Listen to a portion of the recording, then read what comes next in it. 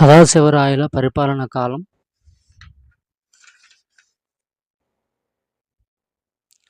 శాసన శకం 1464, క్రీస్తు శకం 1542 నుండి శాసన శకం 1490 లేదా క్రీస్తు శకం 1568 వరకు జరిగిందని కొండవీడు కైఫియత్ తెలుపుతుంది. కృష్ణదేవరాయల అల్లుడైన రామరాయలు క్రీస్తు శకం 1556 వరకు దండనాయకునిగానే వ్యవహరించాడని అల్లూరు కైఫియత్ తెలుపగా, శంతరావూరు కైఫియత్తు రామరాయలు క్రీస్తు శకం 1552 నుండి 1564 వరకు సర్వాధికారాన్ని అనుభవించాడని పేర్కొంటుంది. ఆరిపోతున్న విజయనగర రాజ్య ప్రభను వెలిగించడానికి చివరి అరవీడు రాజులు ప్రయత్నించారు. వీరిలో శ్రీరంగరాయలను, వెంకటపతి రాయలను అనేక కైఫియత్తులు ప్రస్తావిస్తున్నాయి.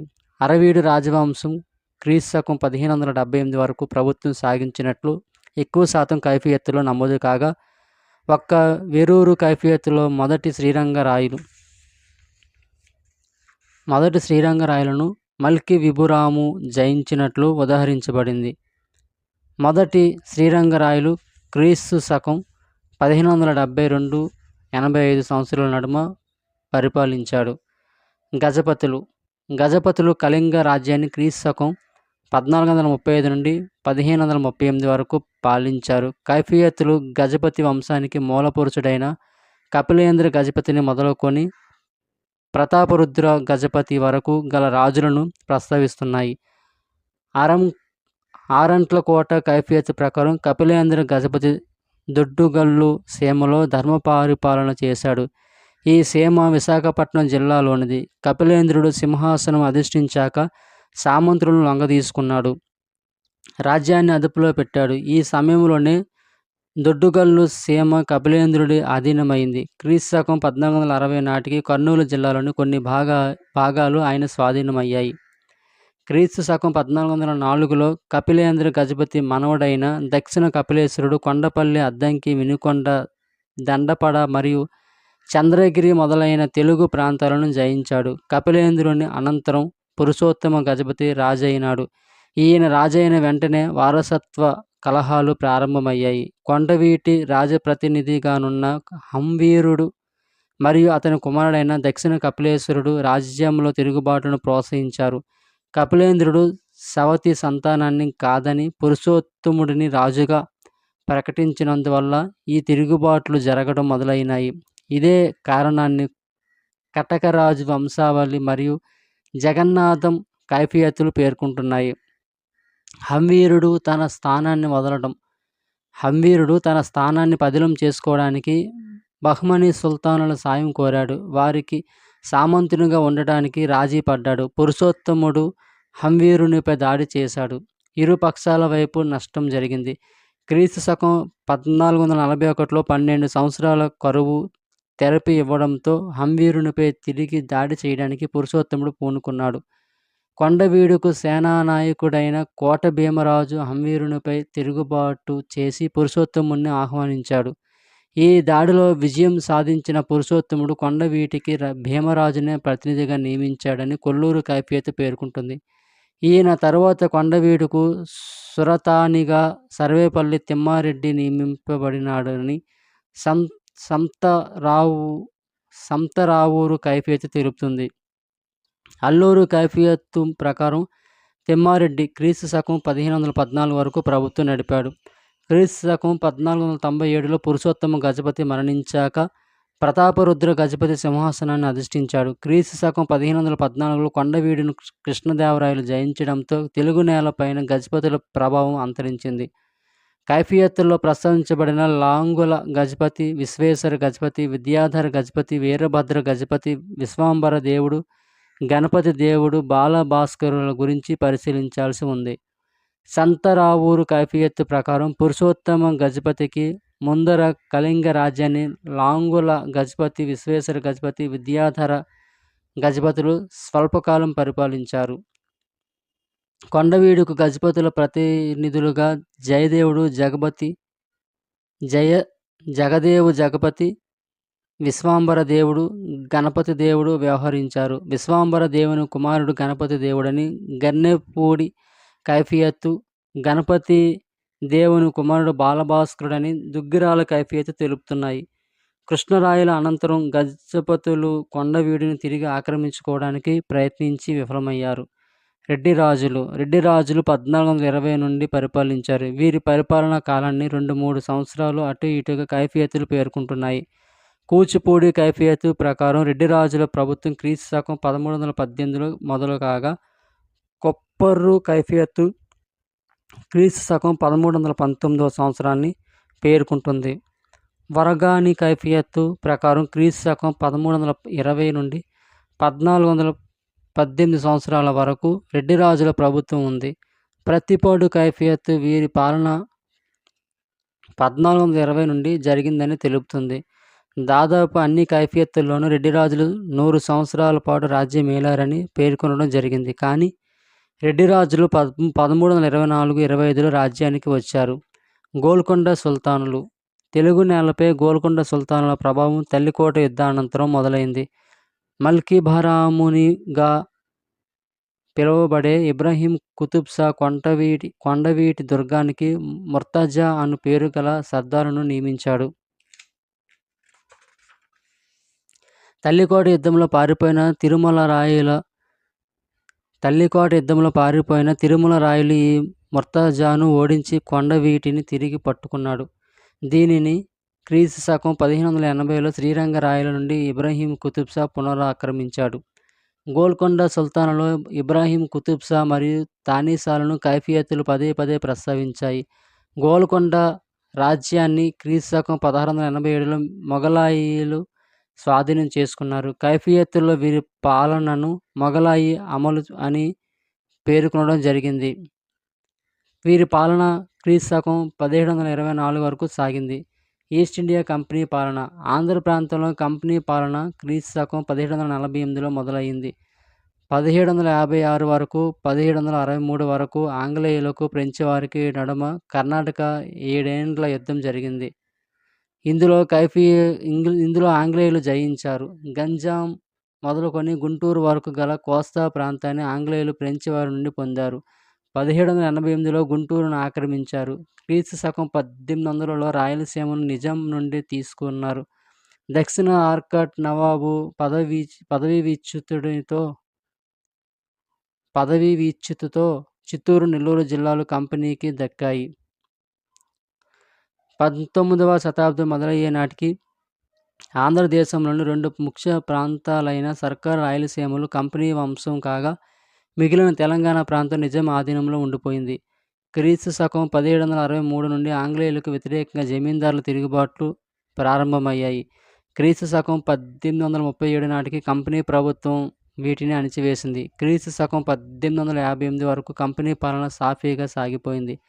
కైఫియత్తులోని గ్రామ వృత్తాంతాలకు చారిత్రక నేపథ్యం ఉండడం వలన చాళుక్యుల నుండి ఈస్ట్ ఇండియా కంపెనీ వరకు గల చరిత్ర తెలుపుచున్నది. చాళుక్యుల నుండి ఈస్ట్ ఇండియా కంపెనీ వరకు గల చరిత్ర తెలుస్తున్నది. కైఫియత్తులు చాళుక్యులలో వేంగి మరియు కళ్యాణి చాళుక్యులను మాత్రమే ప్రస్తావిస్తున్నాయి. గ్రామ పాలనకు అధిక ప్రాధాన్యతమిచ్చిన చోళుల చరిత్ర చాలా వరకు లభిస్తున్న గ్రామ పాలనకు చెందిన వివరాలు ఎక్కువగా నమోదు కాలేదు. శాసనాస్త ఆధారాలతో పరిశోధకులు నిర్ధారించిన క్రమానికి భిన్నమైన క్రమంలో కాకతీయ పాలకులు దర్శనమిస్తారు. విజయనగరాన్ని పరిపాలించిన రాజవంశాలు అన్నిటినీ కైఫియత్తులు ఉదహరిస్తున్నాయి. వీరి గురించి శాసనాల్లోనూ కావ్యాల్లోనూ ప్రతిబింబించిన దానికన్నా ఎక్కువగా కైఫియత్తుల్లో వ్యక్తమయింది. వీటిలో సదాశివరాయల పేరుతో ముడిపడ్డ అలియ రామరాయల పాలనకు ఎక్కువ ప్రాముఖ్యత ఇవ్వడం జరిగింది. గజపతుల చరిత్ర కన్నా వారి కొండవీటి ప్రతినిధుల పాలనా వివరాలు అధికంగా ఉన్నాయి. 100 సంవత్సరాల పాటు సాగిన రెడ్డిరాజుల ప్రభావం అడుగడుగునా ప్రస్తావించబడింది. కైఫియత్తులు గోల్కొండ సుల్తానుల చరిత్ర ఇబ్రాహీం కుతుబ్ షా నుండి ఎక్కువగా నమోదైంది. వీటిలో తానీషా పతనం, మొఘలాయుల పాలనా విశేషాలు ప్రముఖంగా ఉదహరించడం జరిగింది. ఆంధ్రదేశంలోని కంపెనీ వ్యవహారాలు తెలుసుకోవడానికి కావలసినంత చరిత్ర కైఫియత్తుల్లో ఉంది. కైఫియత్తుల ఆచారాలు, విశ్వాసాలు. కైఫియత్తులు అనేక ఆచారాలను, విశ్వాసాలను తెలుపుతున్నది. చారిత్రక కాలాన్ని పేర్కొని నమోదు చేసిన ఆచారాలు, విశ్వాసాలను ఇక్కడ గ్రహించడం జరిగింది. గ్రామ ప్రజల జీవన విధానాన్ని, వారి మనస్తత్వాన్ని ఆచార వ్యవహారాలలో ప్రతిబింబిస్తున్నాయి. కొన్ని ఆచారాలు తరతరాల నుండి పాటించబడుతూనే ఉన్నాయి. వీటిలో సదాచారాలు, దురాచారాలు రెండూ ఉన్నాయి. సతీ సహగమనం, బసవి సాంప్రదాయం వంటి దురాచారాల ఉనికి ఈనాటికి ఉంది. జానపదుల వైద్యం విశ్వాసంతో కూడుకున్నదే. వీరి నమ్మకమే వీరికి శ్రీరామ రక్ష. వీటిపై పోటీ పరీక్షల ప్రశ్నలు వస్తున్నాయి. బలిదానాలు. చెరువు తెగిపోకుండా ఉండడానికి బలిదానమయ్యే ఆచారాన్ని కైఫియత్తులు ఉదాహరిస్తున్నాయి. చెరువు కోసం ఆత్మత్యాగానికి ఒడిగట్టిన పడతులు గ్రామ ప్రజల హృదయాల్లో దేవతలుగా నిలిచిపోయారు. రెడ్డి రాజుల, సామంతుల కాలంలో బలిదానాల గురించి తెలుసుకుందాం. పెద్ద అక్కమ్మ, చిన్న అక్కమ్మ. పోలి కైఫియత్ ప్రకారం చోళుల కాలంలో పోలి గ్రామానికి మోటాటి కాపు పెమ్మిరెడ్డి చెరువు కట్టించడానికి పూనుకున్నాడు. చెరువు నిర్మించడం పూర్తి అయింది. వర్షాలు పడడంతో చెరువు నిండింది. అందుచేత తృప్తిగా నిద్రపోయిన పెమ్మిరెడ్డికి కలలో గంగా భవాని కనిపించి అతని సంతానాన్ని బలి కోరింది. పెమ్మిరెడ్డి దిగులుతో కృశించిపోగా పెనిమిటి దుఃఖానికి కారణం తెలుసుకుని భార్య మరింతగా విచారపడింది. తల్లిదండ్రుల విచారానికి కారణం తెలుసుకొని గంగాభవానికి బలి కావాలని పెమ్మిరెడ్డి కూతుర్లు నిశ్చయించుకున్నారు. బలిదానమయ్యే రోజున పెమ్మిరెడ్డి కూతుర్లైన పెద్ద అక్కమ్మ, చిన్న అక్కమ్మలకు తలంటి స్నానం చేయించారు. 7 వారాల సొమ్ములతో అలంకరించారు. వారిద్దరిని చెరువు గుర్రం పైన ఎక్కించారు. చెరువు తూముల వద్దకు తీసుకెళ్లారు. వారిని సాగనంపడానికి గ్రామ ప్రజలందరూ గుమిగూడారు. పెమ్మిరెడ్డి కూతుర్లు చెరువులో దూకి ప్రాణాలు తీసుకున్నారు. గ్రామ ప్రజలు పెద్ద అక్కమ్మ, చిన్న అక్కమ్మలకు పొంగళ్ళు పెట్టి పూజించారు. సంతర్పణలు చేశారు. సగలక్క. పోలి గ్రామానికి రెడ్డితనం నిర్వచించే వెంకటరెడ్డి కుమార్తె సగలక్క వెంకటరెడ్డి గ్రామానికి చెరువు నిర్మించగా కట్ట తెగిపోయింది. అప్పుడు ఆయన కుమార్తె చెరువు కట్ట నిలబడడానికి బలి అయింది. వెంకటరెడ్డి తన కుమార్తె ప్రతిమను చెక్కించాడు. ఆమెని ప్రజలు పూజించారు. ముసలమ్మ. ముసలమ్మ బలిదానాన్ని బుక్కరాయ సముద్రం మరియు అనంతపురం కైఫియత్తులు ఉదాహరించాయి. బుక్కరాయ సముద్రం కైఫియత్తు ప్రకారం బుక్కరాయల ప్రధాని అయిన కీతాబు చిక్క వడయారు బుక్కరాయ సముద్రం చెరువును శాసన శకం 1786 లేదా క్రీస్తు శకం 1364 సంవత్సరంలో నిర్మించాడు. బుక్కరాయ సముద్రం గ్రామానికి బసిరెడ్డి మరియు వెల్లబోయని వెంగళరెడ్డిలను రెడ్డితనం నిర్వచించేందుకు నియమించాడు. చెరువు నిర్మించిన కొద్ది రోజులకే గండి పడింది. గ్రామ ప్రజలు చెరువు వద్ద గుమిగూడారు. అప్పుడు వారిలో ఒక స్త్రీని గంగాభవాని పూనింది. నరబలిని కోరింది. గ్రామ పెద్దలు సమావేశమై బలి విషయం ఆలోచించారు. అప్పుడు బసిరెడ్డి కడగొట్టు కోడలైన ముసలమ్మను గంగాదేవి పూని నరబలిగా రమ్మని చెప్పింది. బసిరెడ్డికి 7 కుమారులు. ఏడో కోడలైన ముసలమ్మ గంగాదేవి అనతిని ఔదాలు దాల్చి పసుపు కుంకుమ పెట్టుకుంది. ఉతికిన చీర కట్టుకుంది. నిమ్మ పండ్లు చేత పట్టుకుంది. చెరువు కట్ట మీదకి నడిచింది. మామ కాళ్ళకు మొక్కింది. గ్రామ ప్రజలకు నమస్కరించింది. గంగాభవాని సెలవైందని చెప్పి గండి లోపల నిలిచింది. వెంటనే గండిని మట్టి రాళ్లతో పూడ్చారు. ముసలమ్మ మరణంతో చెరువు నిలిచింది. మల్లెలమ్మ. వంటిమిట్టి కైఫియత్ ప్రకారం విజయదేవరాయల కాలంలో వంటిమిట్ట గ్రామాన్ని సంబెట కంప మహారాజు నిర్మించాడు. గ్రామానికి చెరువు కట్టించగా నీరు నిలవక ఏదో ఒక వైపున కట్ట తెగిపోయేది. దాంతో రాజు విచారం పొందాడు. రాజుకు గంగాభవాని కలలో కనిపించి అతని కుమార్తె అయిన మల్లెలమ్మను బలి కోరింది. మల్లెలమ్మకు 11 సంవత్సరాల వయసు. ఆమెను గండి తెగిన చోట నిలిపి పూడ్చారు. 7 అక్కల బలి. వెలుగోడు కైఫియత్ ప్రకారం కోట నిలబడడానికి 7 అక్కడి చెల్లెళ్ళు సంతానంతో సహా బలైపోయిన వృత్తాంతం తెలుస్తుంది. చంద్రశేఖరరాజు కుమారుడైన నల్ల తిమ్మరాజు వెలుగోడు పేరుతో గ్రామం మరియు కోట కట్టాలనుకున్నాడు. బంగారు నాయుడు అనే సర్దారుకు పని అప్పగించాడు. కోట నిలబడకుండా పడిపోతుండడంతో అతనికి విచారం పట్టుకుంది. బంగారు నాయుడికి స్వామి కలలో కనిపించి అతని 7 కోడళ్లను పిల్లలతో సహా బలి ఇవ్వమంటాడు. బంగారు నాయుడు విద్వాంసులు పండితులతో చర్చించి స్వామి ఆదేశాన్ని పాటించాలని నిశ్చయించుకుంటాడు. 7 కోడళ్లను పిలిచి బలికి సిద్ధం కమ్మని ఆజ్ఞాపిస్తాడు. వారు అంగీకరించి తలంటు పోసుకొని పిల్లల్ని తీసుకొని వెళ్ళారు.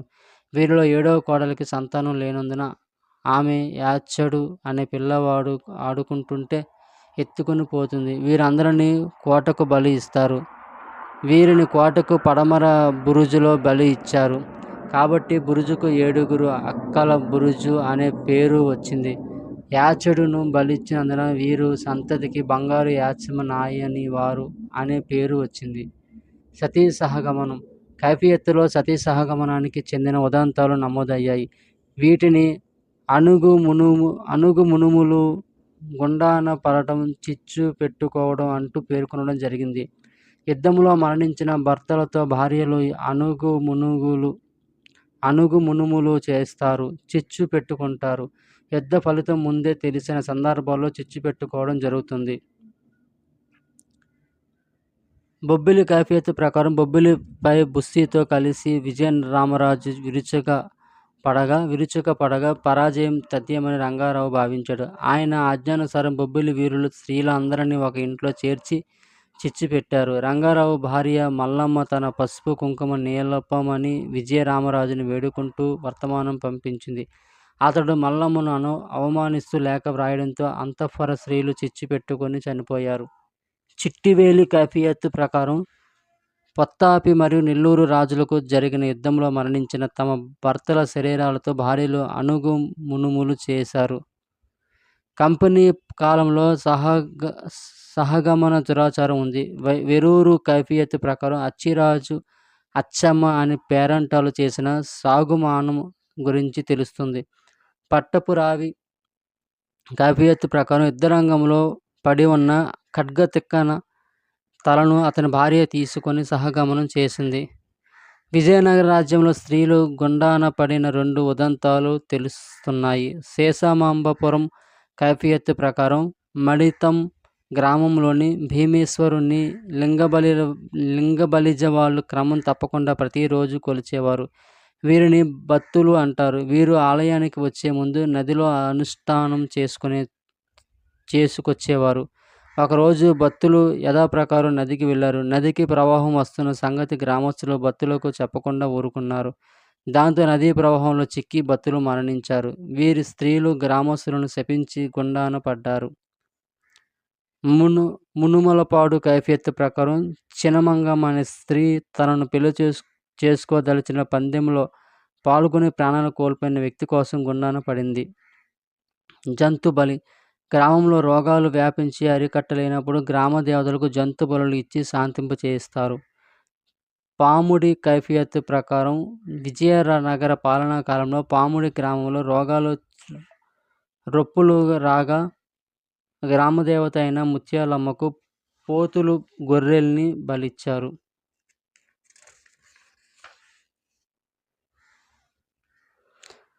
బసవి సంప్రదాయం. బుక్కరాయల కాలంలోని బసవి ఆచారాన్ని చాగలమర్రి కైఫియత్తు పేర్కొంటుంది. దీని ప్రకారం నగళ్లపాడు గ్రామానికి కొందరు రెడ్లు వలసపోవడానికి నిశ్చయించుకొని బయలుదేరగా బండ్లు కదలలేదు. రెడ్లు విచారిస్తుండగా అక్కడే ఆవులు మేపే చిన్నవాడిని వెంకటాపురం చిన్నరాయస్వామి పూనుతాడు. రెడ్ల కన్యక రామక్కను బసవరాలిగా చెయ్యమని చెబుతాడు.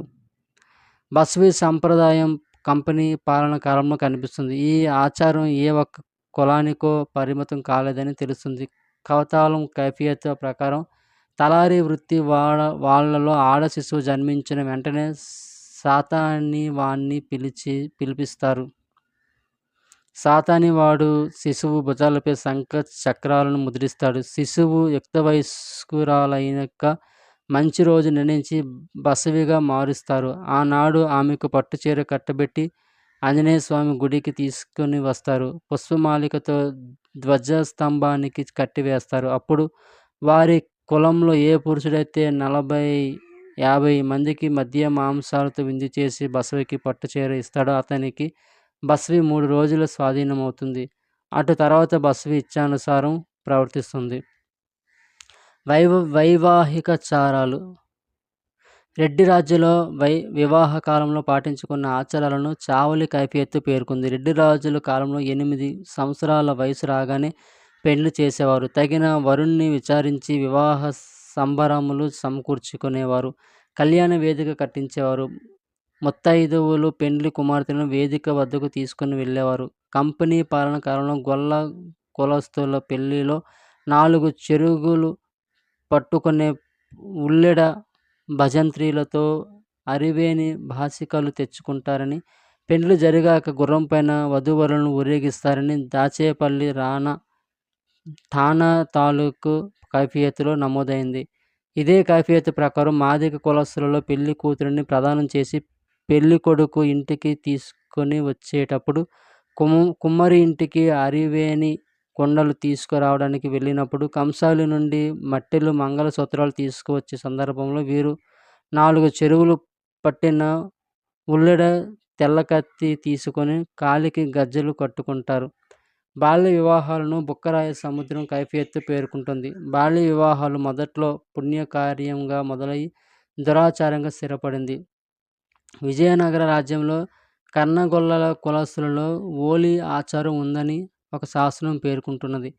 పెండ్లి కొడుకు వధువుకు ఒప్పందం ప్రకారం మాడలు చెల్లించేవారు. వీరశైవాచారం. వీరశైవులు తమ మతానుసారంగా సమాధి చేసేవారు. అనంతపురం జమీందారులు వీరశైవాచారాలను పాటించారు. ఆగమ సంప్రదాయాలు. శక్తి స్థలాలు వీరశైవ సంప్రదాయానికి నిదర్శనాలు. ప్రోలయ వేమారెడ్డి 108 శక్తి స్థలాలను కట్టించాడు. ఆయనే 108 శివాలయాలను నిర్మించాడు. రెడ్డి రాజ్యంలో వీరశైవాచార వ్రత సంపన్నులైన ప్రజలు సూర్యోదయానికి ముందరే లేచి స్నాన సంధ్యాధ్యానాలను ముగించి శివ పూజకు సిద్ధమయ్యేవారు. దేవునికి ధాన్యం కొలవడం. కంపెనీ పాలనలో రైతులు పంట రాశిని కొలిచేటప్పుడు తాము పూజించే దేవుళ్లకు కొంత భాగం కొలిచి ఇచ్చే ఆచారం ఉండేది. కొచ్చర్ల కైఫియత్తు ప్రకారం కొచ్చర్ల గ్రామ రైతులు రాశిని కొలిచేటప్పుడు దేవుళ్లకు 3 దోసిళ్లు ఇచ్చారు. చేతబడి. కంపెనీ కాలంలో చేతబడి ఉండటాన్ని సత్యవరం కైఫియత్తు పేర్కొంటుంది. దీని ప్రకారం విజయనగర సంస్థానానికి దివాను అయిన సీతారామరాజుకు సత్యవరం సంస్థానాధిపతి అయిన పాయకరావు అంటే పడేది కాదు. అతన్ని చంపించడానికి హోమం చేయించి నాగుపామును వేలాడ కట్టించాడు. గుళ్ళో ప్రమాణాలు. కంపెనీ పాలనలో కరణిక మిరాసీల విషయంలో తగాదాలు పడినప్పుడు గుళ్ళో ప్రమాణాలు చేసుకొని పరిష్కరించుకునేవారు. ప్రమాణాలు చేసే ముందు స్నానం చేసి పూలదండ వేసుకునేవారు. వాహన ప్రయాణ నిషేధాలు. ఈ కంపెనీ కాలంలోనే వజ్రాల గనులు త్రవ్వే వ్యక్తులు పాటించే విశ్వాసాన్ని లింగగిరి కైఫియత్తు ఉదాహరిస్తుంది. వజ్రాలు లభించే ప్రదేశాలలో ఏ వ్యక్తి కూడా వాహనం ఎక్కకుండా పాదచారిగానే ఉండేవాడు. భట్టిప్రోలు కైఫియత్తు ప్రకారం భట్టిప్రోలు గ్రామంలోని దండి కోటమ్మ గుడి ముందర గ్రామస్తులు పాదచారులుగానే వెళ్ళేవారు. ఉపశృతులు. విజయనగర రాజ్యంలో రానున్న మంచి చెడులను ఉపశృతుల మూలమున గ్రహించేవారు. సమకాలీన ఈ సాంఘిక మర్యాదను కృష్ణదేవరాయలు పాటించారు.